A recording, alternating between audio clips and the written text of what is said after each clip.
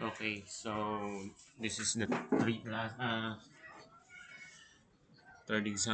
third video, and for today, we will on the fourth heuristic model that is draw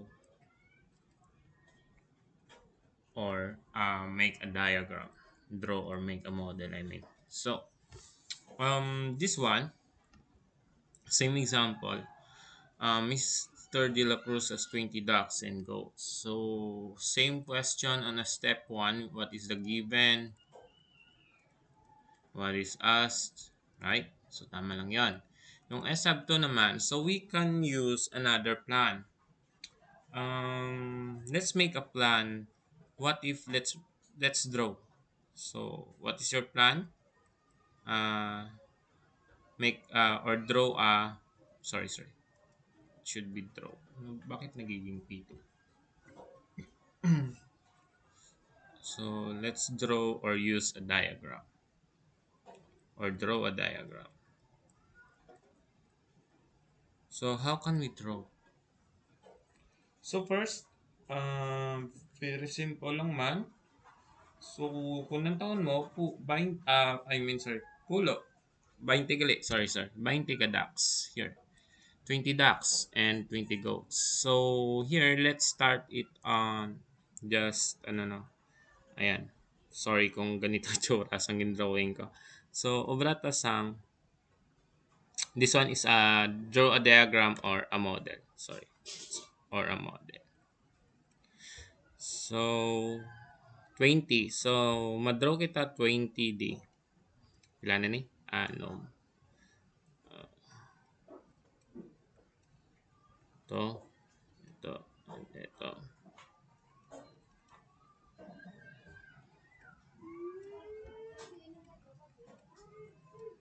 Mm, this one is 15. So, erase off. Sorry.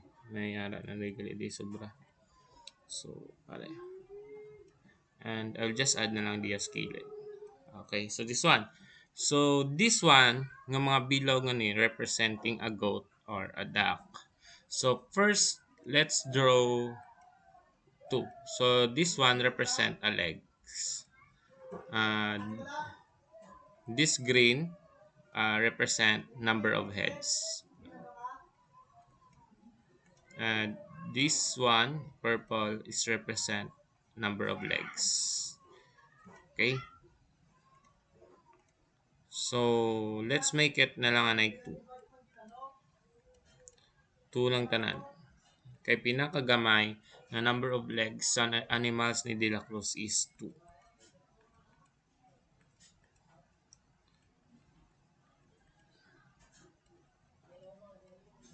Problema kung centipede, no? Damo. So, let's assume na ni sila tagduwa-duwa na legs. Take note that the legs is 64. So, kung tagduwa-duwa ini, you have already 40. So, pila ang i-add ko pila ang need mong idugang sa 64 to have a 40. So, that is 64 minus 40. 64 minus 40 is 24. So, since by pair ini, so let's divide by 2, that is 12. So, it means 12 ang dugangan ko plus 2. So, 1. This is 1, 2, 3, 4, 5, 6, 7, 8, 9, 10, 11, and 12. So, as you can see, 1, 2, 3, 4, 5, 6, 7, 8, 9, 10, 11, and 12. So, may ara kita 12. No? 12 kabilog. Nga? So, ano ba yung 12? That is, syempre, yung goats. Yung 4 legs. So, that is 12 goats. So, since 20 ang total, you have 8 ducks. So, ang nabilin nga ni nga walo, 1, 2 are ducks. Okay, so that is how to use a diagram or solving a problem solving using a diagram or draw a diagram or a model. So next is the another example. So let's say ito yung example. Usually pero may nagagawa sa mga contest. So a frog, no, at the bottom of 10 feet well. So each day it crawls 2 feet and loses its grip and slides back down a foot. If it continues this maneuver, in how many days will it reach the top end of the wheel? Now, we need to find the step 1. What is a given? What is asked? I mean, and given. So, try natin hanapin yon. So, yung asked, that is yellow. Eto. How many days will each will reach the top end of the wheel? Then this green is the given. Oh, a frog is bottom of a 10 feet well. So each day it crawls 2 feet. Each day yun loses its grip and slide backs down a foot. So, the given, pulo, no? May wheel ka no? You have a wheel. So, step 2, we need to, so let's make it a diagram or a model. You have a wheel dito. Okay, bubon. So, below the ground, below the ground, sorry. So, 10 feet ang kadalumon. This one.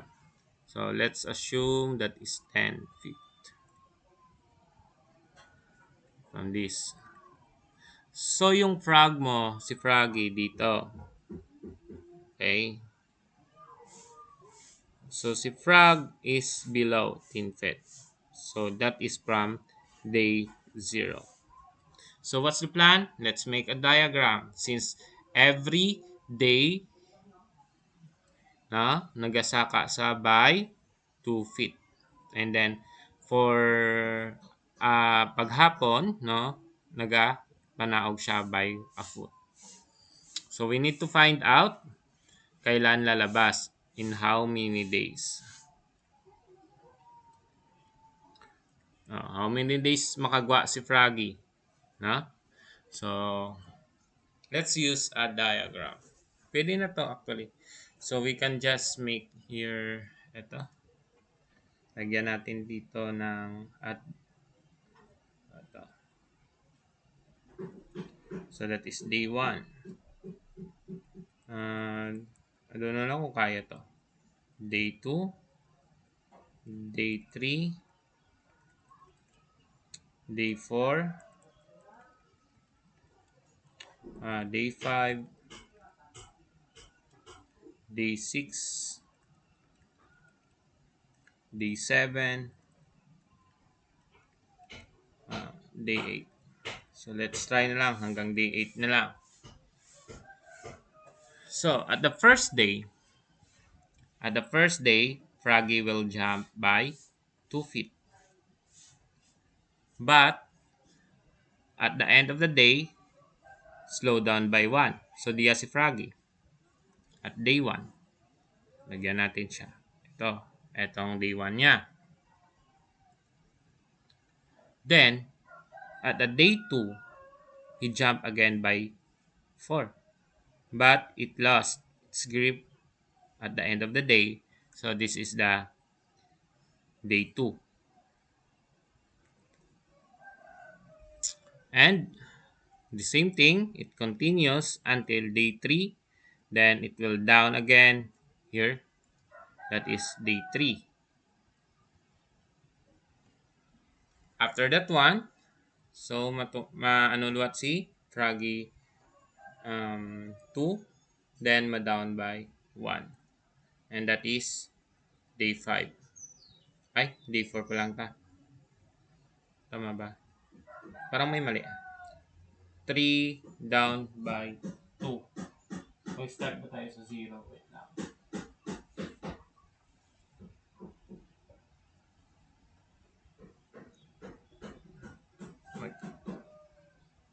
Cross by 3, tama. So the next is here, just continue this one down by this one.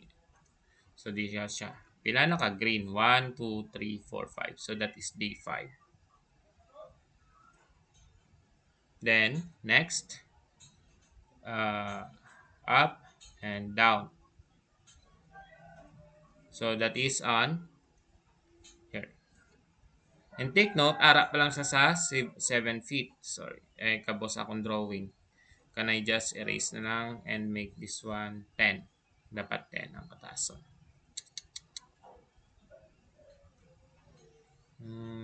Dito yon. Okay, so may extended siya. So let's say this is your 9. This is your 10. Okay. So at the 8th day, at the matumbo siya, diyan na siya ka 9 feet, pero ma-down siya by below. So diyan na siya. Pila na ka day? 1, 2, 3, 4, 5, 6, 7.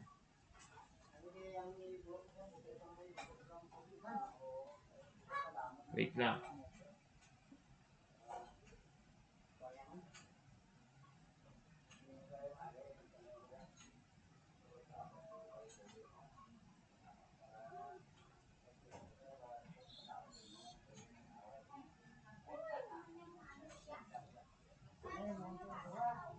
Parang may mali ako.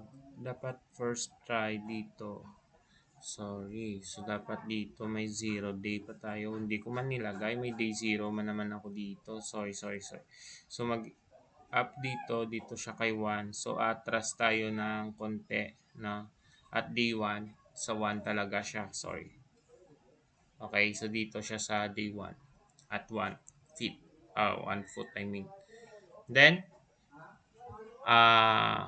here, lastly, ara na siya kay 8. So, these 8 days, ika-8 days niya, okay, ika-8 days. Ika-8 days, ara na siya sa 8 foot. Now, ang question is, pila gani? That is 10. So, kung magtumbo siya day, what would happen? Manaog pa siya? No. Hindi na manaog si Froggy. Kahit 2 na siya, ara na sa sababaw, manaog pa siya. No.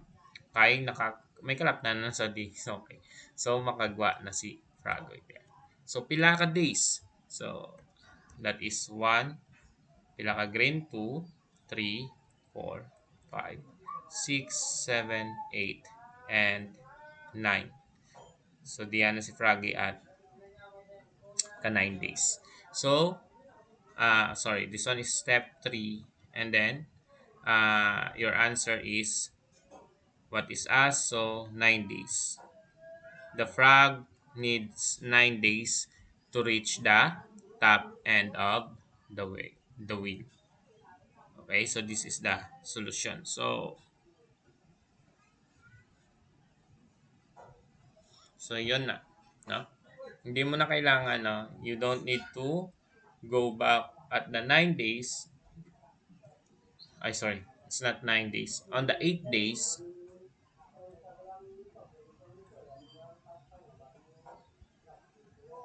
so 1, 2, 3, 4, 5, 6, 7, 8.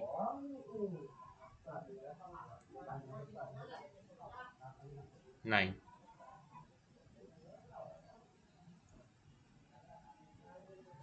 Dapat maka-reach pa sa kay 9 days. Sorry. This one. That is 9. Okay. The graph is usually, kung sa model siya, you can just, here.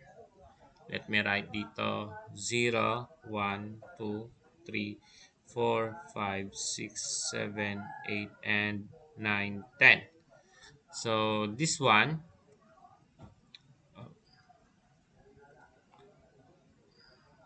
here, here, here, here, and so on. Okay. So, si Froggy mo at day 0, tapos tatalon siya dito, but magda-down siya dito. So, dito siya magsistay. And then, tatalon again siya by 2, tapos magda-down siya dito. So, if this continue, this maneuver, on the 8 days na pag-reach siya dito, on the 8 days, 8 days dito 8 days. Mangyayari is, tatalon na dito siya. So, lalabas na. That is his 9 days. Sorry.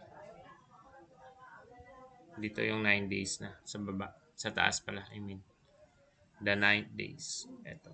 9 days. So, 9 days. Okay? So, that is the S4. Reflect. We need to show or reflect the idea